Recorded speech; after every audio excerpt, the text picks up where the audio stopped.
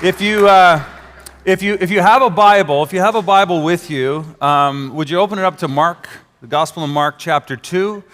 Maybe some of you use your phone. You want to follow along in your Bible. That's great as well. Today we're going to be reading from Mark chapter 2. We're in week 3 of a 4-week message series that we're sort of kicking off the fall season. And this message series is called, as we said last week, We Are the Church. Can we all say that together? We are the church. And I said this in week 1, the church is not a building. The church is not a denomination, a corporation, an organization. The church is people. Yeah, we are the church. And so you go, well, are all people the church? Not all people. You say, so what people are part of this thing that Jesus said he would build and called the church? And the answer to that question is, the people who are part of the church are those who are following Jesus. Not just believing in Jesus, not even sitting in church. Sometimes you think, well, if I'm sitting in church, I must be part of the church. But in fact, the church is made up of a community of people who are following Jesus, who are listening to his voice, who are obeying his commands, who are learning and growing and moving in his direction. And so I hope that today as we gather, we are the church. Can we say that one last time? We are the church, which is awesome. Last week we had a special guest speaker who really talked about how we are the church in good times and bad. When things are going well and when things are difficult and when we're going through struggles, we're still the church and we continue to follow Jesus and trust in him through it all. Today I want to read this story that's found in Mark chapter 2. This is an incredible story, an event that happened during Jesus' ministry. There's another version of it in Matthew's gospel, but I really like the way the author of Mark lays it out. So I'm gonna just kind of read it. We've got the scripture up there on the left so you can kind of follow along. I'm gonna just stop and fill in some gaps and tell the story a bit as we read. It says, and when he, speaking of Jesus, returned to Capernaum after some days, it was reported that he was at home. Now, we don't know if his parents lived there or if he was at one of the disciples' homes, but this is like a personal, private visit, okay? And he's there, and it says, many were gathered together. So word gets out, Jesus is in town. And all the neighbors, oh, hey, I hear Jesus is around. People start knocking on the door. Next thing you know, they're standing room only. The whole house is filled. People are standing in the windows, in the doorways. A crowd is gathered. The whole house is surrounded. The whole community now knows he's there. And it says, a great many were gathered together so that there was no more room, not even at the door. Packed. I know sometimes we look around like, wow, it's really full this Sunday, but it's not packed. I mean, we're talking shoulder to shoulder, no room to squeeze in another person. This is a huge crowd gathered. And it says this, it says, he was preaching the word to them. We'll circle back to that later because it's pretty crazy that when this huge crowd of people shows up with all these various needs, Jesus decides to preach. We'll get there. Verse 3, and they came, bringing him a paralytic carried by 4 men. So these 4 men are carrying someone who cannot walk on a bed. And they bring him, and when they could not get near Jesus because of the crowd, they removed the roof above him, and when they had made an opening, they let down the bed on which the paralytic lay. And when Jesus saw their faith, whose faith did he see? He saw the faith of these friends who had cut a hole in somebody's roof, lowered their friend down on ropes. And of course, when I read it, I see I had like a picture Bible, and you see this guy, he's on the bed, and they lowered it down. But in reality, you have to imagine what this was like, right? Jesus is up there preaching, and he's preaching in the house, and everyone's packed in. Next thing you know, a saw coming through the roof, right? Palm branches and sticks falling on the crowd. Like nobody's listening to Jesus because there's this hole in the roof. And next thing you know, the head pops through, and another head pops through, and a bed with a guy who can't walk, and they're lowering him down, and, we picture it coming down, but it's probably like leaning one way, and the crowd's like, ooh, and he goes the other way, oh, and then finally he gets there, and in all of this scene, sorry, I added a little bit there to the passage. This is how it probably played out. And when Jesus saw their faith, there's the paralytic guy in front of him, and he's looking up at the friends, leaning through the hole, who've brought their friend and lowered him. And when he sees the faith of the friends, he turns to the paralytic who's now in front of him and says, son, your sins are forgiven. Which at this point, I'm thinking the friends are sticking their heads through the window going, no, Jesus. We know he's a sinner. But that's not his biggest problem. His biggest problem is his legs don't work. And Jesus is like, that's not his biggest problem. And he says, son, your sins are forgiven. Now, some of the scribes were sitting there. These are religious leaders, the local pastors and specialists in the law. They ask themselves, they've been questioning in their heart, why does this man speak like that? He's blaspheming. Who can forgive sins but God alone? They're going, Only God can forgive sins. How could Jesus say this? And immediately Jesus, perceiving in his spirit that they questioned within themselves, he said to them, why do you question these things in your hearts? Which is easier to say to the paralytic, your sins are forgiven, or to say, rise, take up your bed, and walk? So Jesus says, you think that only God can forgive sins? You're right. And guess what? Only God can heal legs that don't work. And just to show you who I am, I'm going to heal them too. He continues, but that you may know that the Son of Man has authority on earth to forgive sins, he said to the paralytic, I say to you, rise, pick up your bed and go home. And he rose and immediately picked up his bed and went out before them all, so that they were all amazed and glorified God, saying, we never saw anything like this. I love that phrase. We never saw anything like this. We get this gathering of people that are all there to see Jesus. And he does something so incredible that the people leave going, wow, we've never seen anything like this. We talk about being the church, and we're gathered here hopefully for Jesus. I would love, and I pray that we would be the kind of church where people walk in, and when they leave, they go, wow, I've never seen anything like that. People come in without hope and leave full of hope. People come in, maybe you come in on a stretcher and you leave on your own 2 feet. Maybe you come in and your marriage, your relationship, your heart is broken and something gets healed and you leave going, wow, I never saw anything like this. That's the kind of church I want to be. I don't know about you guys. Anybody else? Yeah, all right, a church like that. What I think is so cool is that Jesus does this incredible miracle, right? He does this incredible miracle in the midst of this great crowd, okay? We got a great crowd. And here's something you need to understand. Whenever there's a big crowd of people gathered together, there will be all sorts of people. Can we say all sorts? All sorts. When I say all sorts, what I mean is different kinds of people with different motives and different reasons. I'm not talking about these. Now, I understand that some people really love these, but for me, these are disgusting, okay? These all sorts, I remember the first time I saw them as a kid. I was so excited because, don't open them. I remember as a kid seeing them like they're so colorful.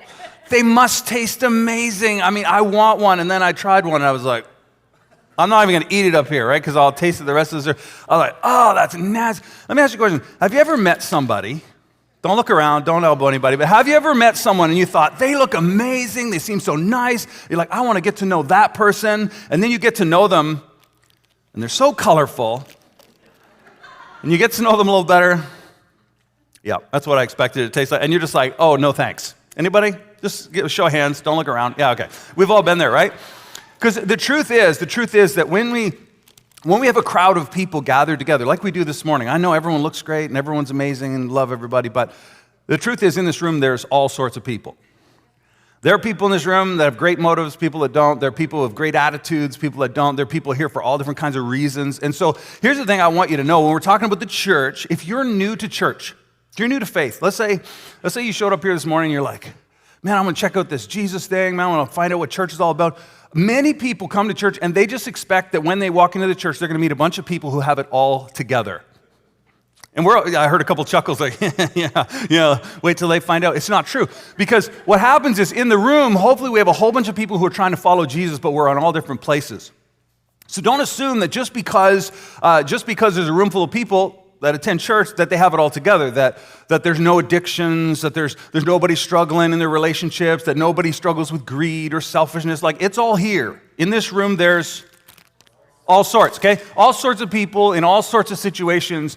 And so if you're new to church, you just naturally assume that everyone has it together. You might assume that anybody who attends Pathway Church, you can do business with them and they'll never rip you off. I hope that that's not, I hope that everyone that attends this church would be honorable and do good work and fair pricing, but in this room, there's all sorts of people, right? So don't assume that. And the second thing you don't want to assume that everyone is here for the same reasons, okay? You don't want to assume that everyone's here for the same reasons, because that's not just true. When I'm preparing a message, I like to imagine that every person that's going to come and hear this message today is here because they want Jesus. That's what I have to assume that so I can bring my best. But in reality, I know that for some people, you're here because your parents told you if you don't show up to church, you're going to have to pay rent. And if you've looked at the rent prices, it's a good deal. Keep showing up to church, okay? For some of you, you show up to church because it makes your spouse happy. And I would think that's not a bad reason to show up. I mean, happy spouse, good, that's good for you. That's good for everybody. So that's okay for a reason. Some people are here because they need friends or they're in trouble and they need help. Again, it's all fine, but there's all different kinds of reasons. There might be someone here today who's here to strengthen their multi-level marketing business. And can I just say, please don't. Please don't. This is a place for people from all walks of life to gather around faith in Jesus. It's not an opportunity to build your business, okay? So let's not do that. People come for all different kinds of reasons. And so we have to understand that whenever a crowd is gathered, there's all sorts of people. And that doesn't mean we judge everybody. It just means we have to understand that there's all sorts of people. And guess what? As you look around the church, just look around the room. Don't stare in any one direction too long or it gets awkward, but just glance around. All kinds of good-looking people. Everyone's smiling. It's great. But there are all sorts of people in all different places in their journey. All different types of people, which is great. I got this image I'm going to throw up on the left of the screen here for you to see. Some of you have seen this before, but how many of you see an old woman's face? Show of hands. Okay, bunch of hands. How many of you see a young woman, beautiful, looking over her shoulder? Okay. How many of you see both of those faces? Okay. This is really interesting that everyone doesn't see the same thing. And the reason why you're not all seeing the same thing is because there's more than one thing in the image. And you can take it down now, everyone won't pay attention. Thank you. When you come to church, and the people of God gather, and you look around, it's amazing to me, you'll see different things. Someone will come to church this morning and look around and see hypocrisy. And you know why you're seeing it? Because it's here. There's all sorts. Other people will come and they won't see the hypocrisy, they'll see people who care and love, and they'll see support and help. It's crazy how different people can see different things. And I want to ask you a question, like, what do you see when you look at the church? When the community of people are gathered in the name of Jesus, what do you see? Well, when I was a kid, I'll tell you what I saw as a kid. Because I remember going to church as a little kid, and we naturally assume that little kids just miss everything, but that's not true. When I'm 5 and 6 years old, I went to church every Sunday with my parents, and I used to watch people, and I was a quiet kid, and I just watched people. And here's what I noticed. I noticed that there were people that truly loved, authentically, genuinely, were caring. When nobody was looking, they were serving. And I saw that as a kid, and I went, that's what I want to be. That's what Jesus is all about. I knew that as a 6-year-old. And I saw other people who were on the stage in their fancy clothes, big smile, white teeth, trying to get power, position. Everyone noticed me. And I saw that as a kid, and I went, nope, that's not it. Like, I knew that as a 6-year-old. And my guess is that you know it too.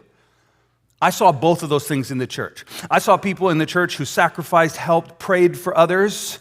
And I saw other people who criticized, judged, and gossiped. And I saw it as a kid, and I went, good, bad. I saw it all, because in the church there's all sorts, okay? All sorts of people in all different kinds of places. I saw people who came into church, and when the word of God was preached from the stage, they listened, and their lives were radically transformed. 6 months, 12 months, different person than they were.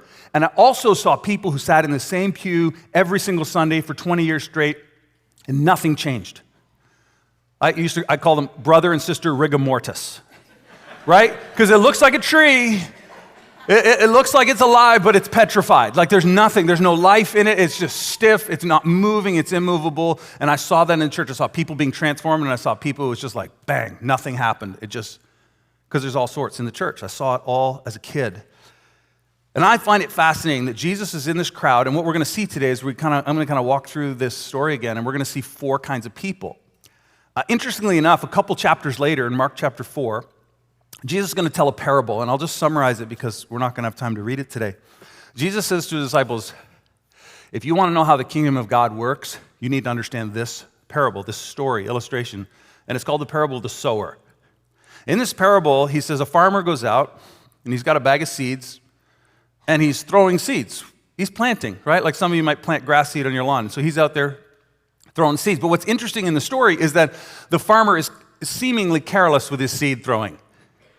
Because he's throwing some of it on the road, which we all know seeds are not going to grow in a hard, packed road. He's throwing some on shallow soil where there's only thin soil, so you know that it's not going to survive. He's throwing it in weedy soil, and he's throwing it on good soil. He's kind of throwing seeds everywhere, and the people are listening going, what's this all about? And Jesus tells his disciples after, they're like, what's that all about? And he says, the sower sows the word. Jesus says, the sower sows the word, and the word goes out. And the word is actually going to land on 4 different types of soil. And Jesus actually explains that the 4 types of soil are 4 different kinds of people who are listening, 4 kinds of hearts, right? And so this story is all about how his word. So what I find interesting about this is that it says that when this crowd gathers around, it says he was preaching the word to them. So Jesus decides when there's this huge crowd. So if he was here this morning, what would he do? He'd preach the word. That's the first thing he'd do. And it seems odd because you're like, well, my body's sick. My relationships are a mess. I'm in financial turmoil. I don't need someone to talk at me. I need help. And Jesus is like, actually, what you need more than help is my word. And you might think, well, why are words? Words are powerful. In fact, Genesis chapter 1 tells us that when God wanted to create the universe, he spoke words. And when his words came out of his mouth, everything that exists came into being. Words are powerful. Think about this. The fact that you're here this morning not worried that your house, apartment, or car are being taken by somebody else, at least I hope you're not worried about that this morning, is because of words. They're called laws. They're called contracts.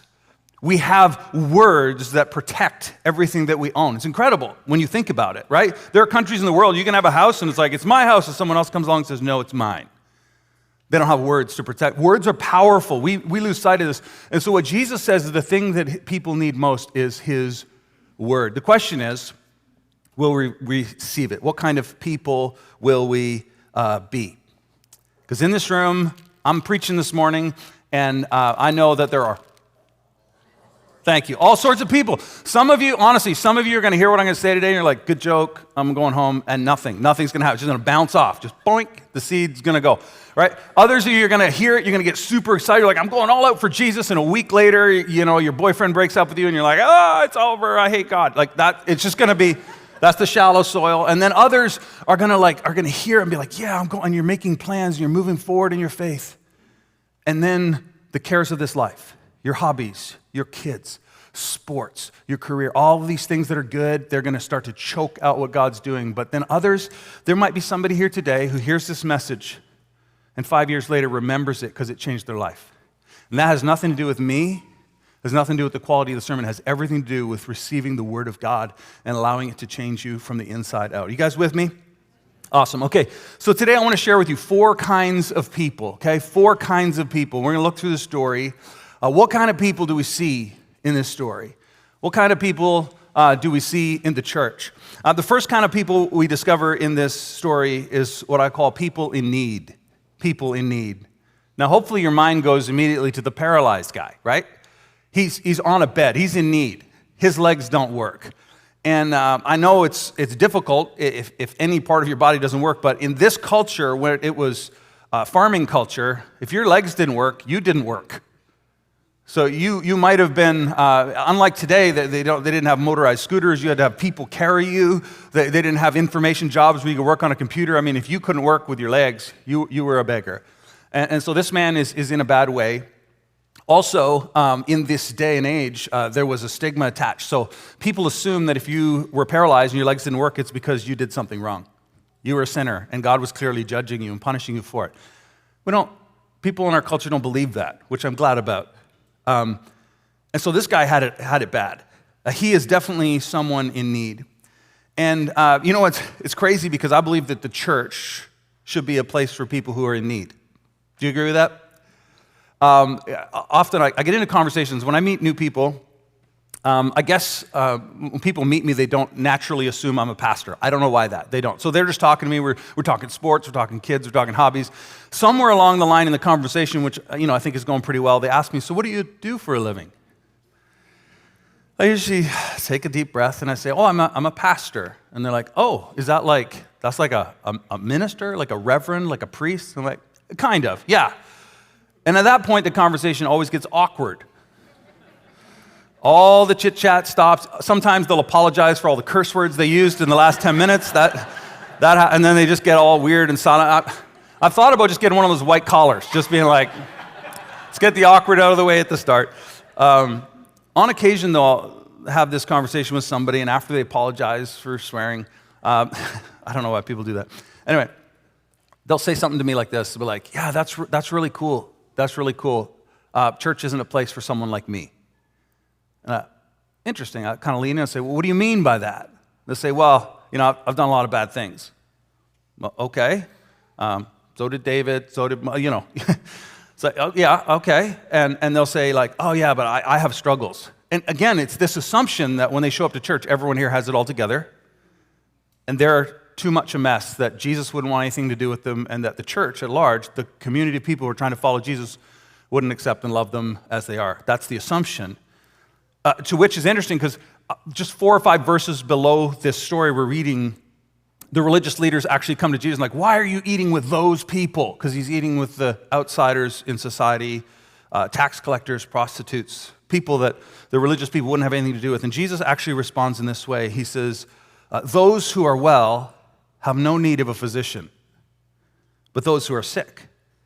I come not to call the righteous, but to call sinners. And Jesus says, actually, I came for people who are a mess. I came for people who are broken. I came for people who are experiencing addiction. I came for those that society has pushed to the edges. They're the people I came from. In fact, Jesus would take it a step further, and he would say, unless you and I accept the fact that we are also in need, we can never come to him. Because it takes humility. It takes humility to come to God. It takes humility to ask for help. It takes humility. It's sad too because sometimes, again, growing up in church, sometimes you come to church and everyone would try to pretend like everything was great. And I'm not saying you should come in and just dump on the first, how's it going? Well, it's terrible, I'm not saying dump on everybody, but I'm saying it was like people were like, oh, everything's great, when it wasn't. And there was this air of like, oh, it looks like everyone's got it together and nobody's struggling, so I guess I'm the only one and I'll just head out the door. But church should be a place for those who are sick and broken. And the truth of the matter is, all of us are sick and broken. That in reality, all of us are the guy on the stretcher. All have sinned and fallen short of the glory of God, Romans 3:23 says. That means none of us have measured up, which means all of us need a Savior. And so it's easy to be like, well, I'm just a moral person. I'm good, I'm generous, I'm kind. This sermon is for my husband. This sermon is for my teenager. This sermon is for... It's so easy to think that way, but the truth is, every single one of us, but for the grace of God, would be cast aside. And church is a place for the broken and the hurting. So the church is a place for those who are in need. Number 2, we see in verse 4, it says they could not get near. So here comes the friends carrying the person in need. They couldn't get near because of the crowd. And that leads us to our second group of people, which are people who are preoccupied. Now this is the one that I find the most fascinating in the story. Because you have this huge crowd of people that are all trying to get to Jesus, right? In this crowd we have... Thank you. We got all sorts of people, and they're all there. Maybe somebody needs a healing, maybe someone needs encouragement, maybe someone's just skeptical and checking out Jesus, wanting to hear him, but they're all there for their own reasons, and they're all crowded around the house. And here comes these friends carrying their friend on a stretcher, and they're like, hey, can we get through? And this guy clearly needs a lot of help, and we're trying to get him to Jesus, and people are like, no, wait your turn. No, I'm trying to hear what Jesus is saying. Back off. Like, they can't get through, and no one's letting them through. I think that's fascinating, don't you? I think it's interesting that their biggest obstacle is other needy people. And I've talked to so many people who came to church looking for Jesus, and they bumped into some people who became obstacles. I pray to God that's not me, but I'm sure I've been an obstacle to somebody too. They're showing up going, I need to get to Jesus, and they run into an angry person, right? Right, the unfriendly greeter. We don't have any of those at this church. I'm so thankful that our greeters are friendly. But it's amazing, right? You come to church and you're just looking for connection. You're looking for Jesus, and somebody's like, get out of my seat, or hey, why are you, whatever. And it's like all of a sudden, it's like people get in the way. Have you noticed this? As a kid, I remember going and trying different youth groups, and I'd show up at youth group, and I'd be standing by myself, and all the kids had their friends, and I'm just standing by myself. And after a few weeks of that, it's like, well, I guess I'll try somewhere else, right? And it's easy to get jaded and be like, well, there's nothing here for me, right? Because people get in the way, and everyone's just trying to do their thing. But the crowd is all there, and they're basically obstructing him from getting to Jesus. And I guess here's what I wanted to encourage every person, no matter where you're at in your faith journey. Don't let people keep you from getting to Jesus. Just don't let people. Because in this room, there's amazing and lovely people. I'm going to talk about them next. But in this room, there are all sorts of people. There are people who will offend you. There are people who will say nasty things. We're trying to fix that. We're trying to grow through it. We're not making excuses, but I'm just saying there's all sorts of people, and don't let rude people or selfish people or busy people get in the way of you getting to Jesus. So we got people in need, and we got people who are preoccupied. The third group of people we have, I love this. Number 3, people who care. People who care. The third group of people are people who care. And of course, as we think about this, we're thinking about the friends, right, who are carrying the paralytic. These are good friends. And I hope and I pray that we be the kind of church that's full of people who care. And by the way, the reason why we need people who care is because every single one of us at some point is going to need to be carried. Everyone sometimes needs to be carried. Now, let me tell you something. I don't like being carried by other people. I would much rather be the friend. I would rather be carrying you to Jesus, dragging you up the side of the house. Like, that's fun for me. Let's find a way to do that. Like, I would love to help you solve your problem, but I'm not good at asking for help, and I'm not good at leaning on other people. Anybody else? In fact, a number of years ago, I was at a volleyball tournament watching my older son play. And I stood up too quick, and I got lightheaded. Next thing you know, I wake up on the ground. So I had passed out, fallen over, smoked my head off a steel chair. Nurse is like, I was out cold. Nurse is like waking me up. Are you okay? I'm good. I'm fine. Okay, just sit for a while. I'm sitting for a while. They're like, I need to go watch my son's game. And they're like, wait, are you okay? I'm fine. I went and sat down in the chair. Everything was blurry and hazy. I was probably watching the wrong court. Cheering for the wrong team, right? I was out of it, and people kept asking me, are you okay? And I'm like, I'm fine, just a little clear fluid running out my nose. I'm fine. I'm fine. Turns out I was pretty severely concussed and spent a week and a half in a dark room. I don't know, maybe some of you are like me, and you show up at church, and someone's like, how you doing? I'm like, I'm fine, when you're not. It takes humility to be a person who can receive help. And that's something I'm not good at. I don't know about you. But it's incredible when there are people around you who care. And that's what I hope that we'll see lots of in this church. As a kid, I grew up, I saw people who cared in the church, and they're incredible. You know, good friends who care are people that won't take no for an answer. When you say, yeah, I'm good, I'm fine, they go, actually, no, you're not, and I'm going to stay with you and make sure you're fine. And that's the kind of people we want to be, right? That's what we aspire to be. And of course, we know that when we care and we help other people, sometimes we can go too far and we can be moved from helping to enabling. You guys know what I'm talking about, right? Where you do too much. And I think the simple rule for this, it sounds something like this. Do for others only what they cannot do for themselves, not what they will not do for themselves. Can you hear the difference in that? These friends carried him to Jesus because he couldn't get to Jesus. They wouldn't take no for an answer. When the crowd was there, they found a way around those people, okay? They went up the roof. They cut open the roof. They lowered him down. But guess what? After he met Jesus, he carried his own mat. So what we want to see as a church, we want to be people who help, who carry, who bear one another's burdens, who help and love one another, not doing for them what they won't do, doing for them what they can't do, and then bringing them to Jesus so that they can be restored, healed, and begin to walk on their own 2 feet, and then we walk beside them. Does that make sense? Okay, people who care, it's amazing. Verse 5 says, when Jesus saw their faith, he sees the friends. He says to the paralytic, son, your sins are forgiven. This is fascinating, right? Because my assumption is that what this man needed most was his legs healed. But Jesus says that what he needs most is his sins forgiven. I believe that the scriptures teach that sin is the greatest problem we face. Not bankruptcy, not divorce, not cancer. Sin is the greatest enemy of our souls. And of course, we don't even talk much about sin in our culture today. We're like, what's sin? Like sin is kind of passé, it's old-fashioned, but in fact, sin is missing the mark. Sin is living outside of God's rule and law and outside of his word. And what's crazy about sin is scripturally, there are many sins that aren't crimes. Like you can lie to your friends, your spouse, your boss, right? I'm sick today. Let's go golfing, right? You can do that. It's not a crime. You can't get arrested for it. But God says, don't do that. Because lying breaks trust. And we're not just lying to our boss, we're lying to God.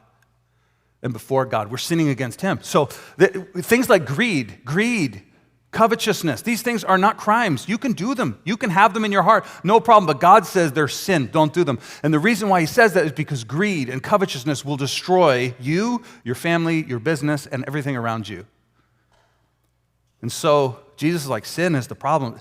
Jesus came first and foremost to address sin, to forgive sin, and to make a way for us to be righteous because of his forgiveness, so that we could live a different kind of life. That's what Jesus did. There's one more group of people we got to touch on, and we'll begin to wrap up here. Now, some of the scribes were sitting there questioning in their hearts, why does this man speak like that? He's blaspheming. Who can forgive sins but God alone?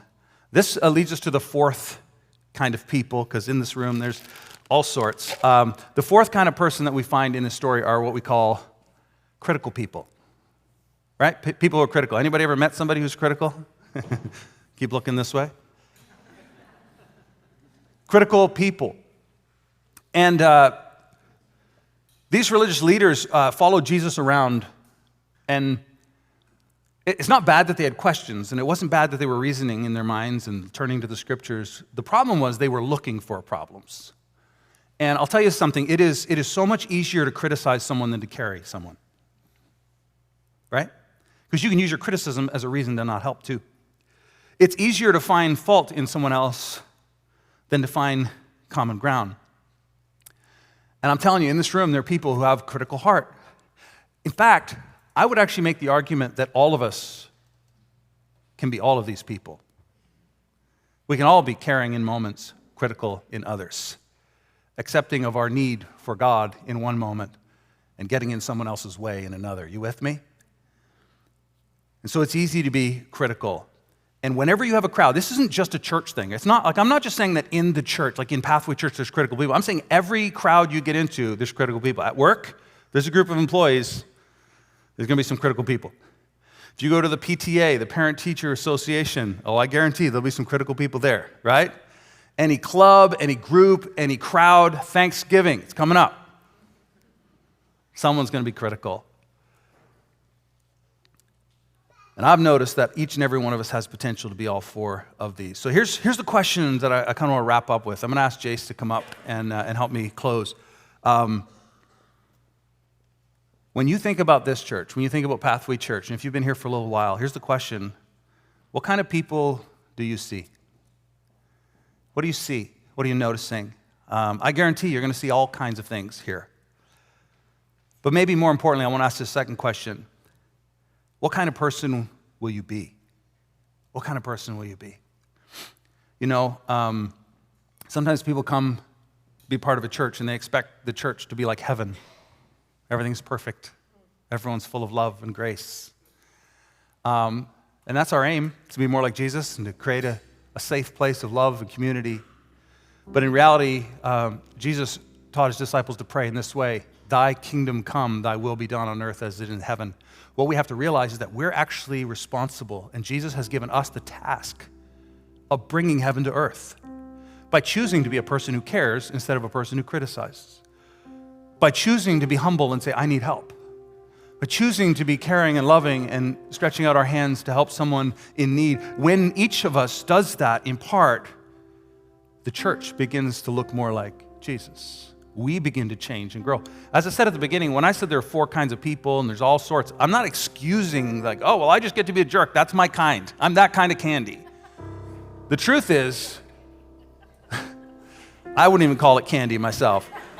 The truth is that what God is after is he wants to transform us from this thing to M&Ms or something better. The candy analogy is falling short. He wants to transform us into the image of his Son. And we get to be part of that by opening up our hearts, by receiving his word with humility, by changing the way we respond and react to the people around us.